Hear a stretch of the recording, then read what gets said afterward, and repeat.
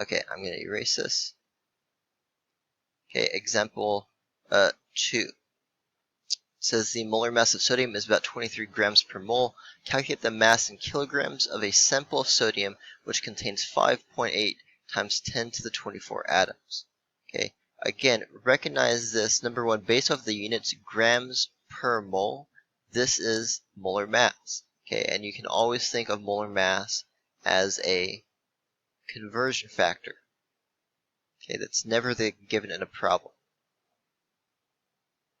Okay, so like any conversion problem, you want to start with your given. Molar mass is never going to be the given. Okay, so we basically want to convert this many atoms of sodium to mass in kilograms. Okay, so we start with our given. We have this many atoms of sodium. Sodium is Na, so I write Na. Again, like any conversion factor, or like any conversion problem, I need my units to cancel, and so I need atoms of sodium on the bottom. Now, I want to end up in mass in kilograms of sodium, but the problem is that I don't have a conversion factor between atoms and mass. However, the molar mass is a conversion factor between moles and grams, and I happen to know that 1 mole of anything has 6.02 times 10 to the 23 of that something. Okay, and so this would be 1 mole of sodium. So this is converting from atoms of sodium to moles of sodium. And then my next step, now that I have a mole, well, I look at the molar mass. 1 mole of anything might have the same number of atoms, but does not have the same mass. 1 mole of sodium specifically has a mass of 23 grams. That's why it says 23 grams per mole. That means for every 1 mole, I have a mass of 23 grams of sodium. And then if you read the question carefully, I want the mass in kilograms, not grams.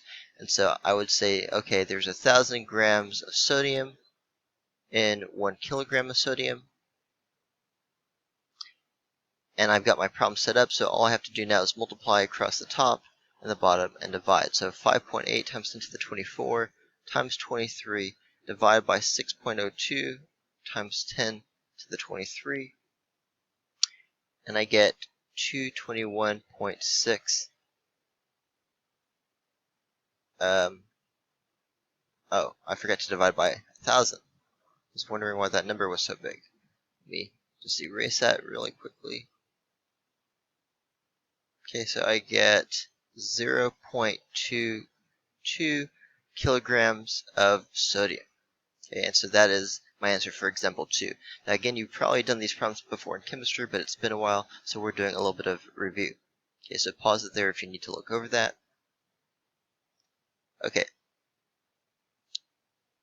Next example. Example 2.5, the molar mass of water is about 18 grams per mole. Calculate the number of water molecules and the number of atoms in a cup of water holding 6 grams of water. Okay, so I want you to pause it here. I want you to see if you can do this one on your own.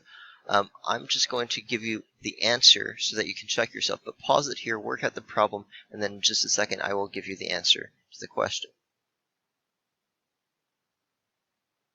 Okay, so here are the approximate answers that you should have gotten. Again, that's just for you to do on your own, and this is for you to check your work. So pause it there if you need to check your work. Okay, if you did not get that answer, try again, or you're welcome to email me if you have any questions about example 2.5. Okay, so I'm going to erase. Example 3, can you swim in a billion molecules of water? What mass does this represent? Okay, and then the molar mass of water is given. Again, that's about 18 grams per mole. This is another simple calculation. And again, I want you to try to do this one on your own. This is just another basic example. So pause it here, and in a few seconds, I will have the correct answer up on the screen. Okay, now this is the answer you should get for example 3 at the bottom, somewhere around 3 times 10 to the minus 5 grams. Can you swim in a billion molecules of water? Not really. Just to put this number into context, if you think of a pretty big ice cube that you might put in a glass of water, that's probably about 10 grams. So this is, you know, um, on the order of 10,000 times less than a medium-sized ice cube that you might put in a cup of water. That's not enough to swim in, obviously. Okay, so that is example 3. So I'm going to erase that. And then just really quickly, we'll do 2 more examples. Example 4 says, as you may know, the atmosphere of Earth exerts a pressure on us known as atmospheric pressure of approximately, well, the value is not given. That's strange. Let me erase that. A 1 square inch column of air extending up to the top of the atmosphere would weigh approximately 65.4 newtons, which is about 15 pounds. So I don't know if we talked about this before, but we actually live at the bottom of an ocean of air. And so all the air above us going all the way up to space is pushing down on us with some amount of pressure, and that's what we call atmospheric pressure. So if you imagine like a tube that is 1 square inch by 1 square inch going all the way up to space, and it was filled with air, it would weigh about 15 pounds. Okay, and so that's what it's talking about when it says atmospheric pressure. Now the first question says, calculate the mass of air in such a column. Now that first part's not difficult because if we know the weight, remember weight is just force of gravity. If we know the weight is about 65.4 newtons, then we can use Fg equals mg to find the mass. Okay, now just to be more accurate, I'm going to use the acceleration due to gravity is about 9.81 meters per second squared instead of using 10. And so I'm going to divide that 65.4. I'm going to divide that by 9.81. And again, that's just to get a more accurate answer. And I get about 6.7 kilograms for the mass of air. Okay, so that is my first answer. Okay, now the second one says, assuming that air is 100% nitrogen, which is not true, but air is mostly contains nitrogen and some other elements. Calculate the number of nitrogen molecules in this column of air. So we are actually given the conversion factor we need, and by conversion factor I'm talking about the molar mass, but the molar mass given to us is in grams, and so first we need to convert from kilograms of nitrogen to grams. There's 1,000 grams in 1 kilogram. And then I'm given the molar mass, that is the mass in grams of 1 mole of nitrogen. 1 mole of nitrogen.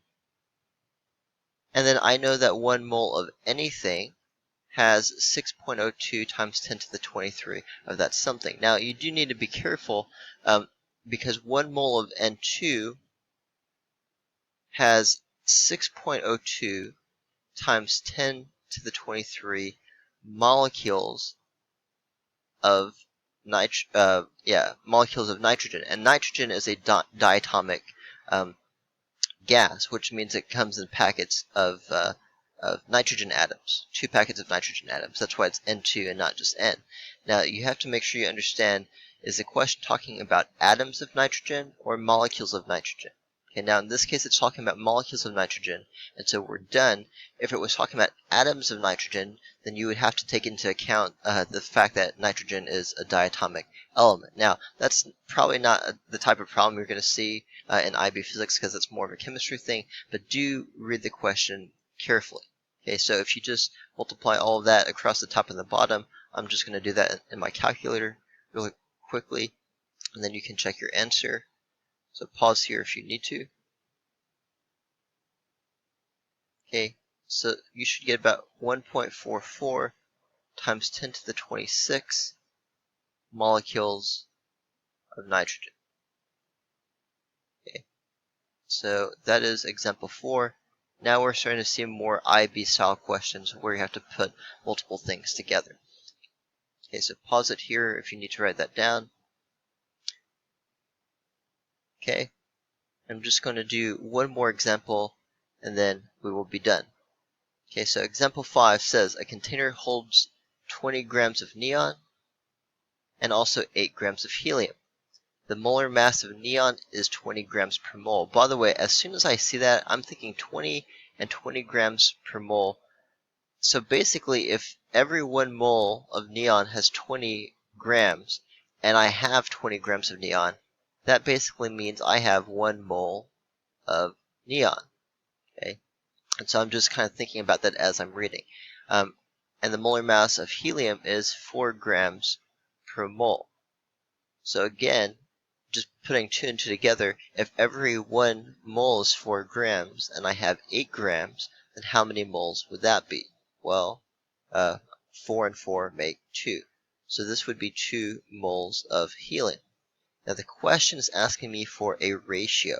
Okay, anytime you are asked about a ratio, that's always talking about a fraction. So your answer should be written as a fraction. Okay. It says calculate the ratio of the number of atoms of neon to the number of atoms of helium. So basically we want to know the number of neon atoms over the number of helium atoms. This is what our goal is to find. And this is an IB question. This is actually in y'all's IB physics textbook. Okay. Now, that might seem like a complicated question, but really is not. And the reason it's not is because remember that 1 mole of anything has a set quantity. Okay, 1 mole of anything is about 6.02 times 10 to the 23 of that something, no matter what that something is. Okay, and so if I have 1 mole of neon and 2 moles of helium, that basically means I have twice as many helium atoms as I do neon atoms. Okay, and so this ratio is just going to be 1 over 2. Okay, and I'm done. I didn't even have to use Avogadro's number because I was kind of mentally converting as I went, recognizing, oh, 20 grams, if it's 20 grams per mole, that's 1 mole. Okay, 8 grams, if it's 4 grams per mole, that's 2 moles. And since 1 mole, a mole is a mole is a mole as far as number goes, right? If I had 1 mole of neon and 1 mole of helium, then that's the same number of atoms. And so the ratio would be 1 over 1. In this case, it's 1 mole of neon over 2 moles of helium. And again, the identity of the element doesn't matter in this case because I've already taken that into account with the molar mass. And so it's just 1 over 2. Okay, and so that is an IB style question that is in your IB physics textbook at the end of chapter 3. And we're going to stop here and in the next video try to finish up this unit. Please let me know if you have any questions.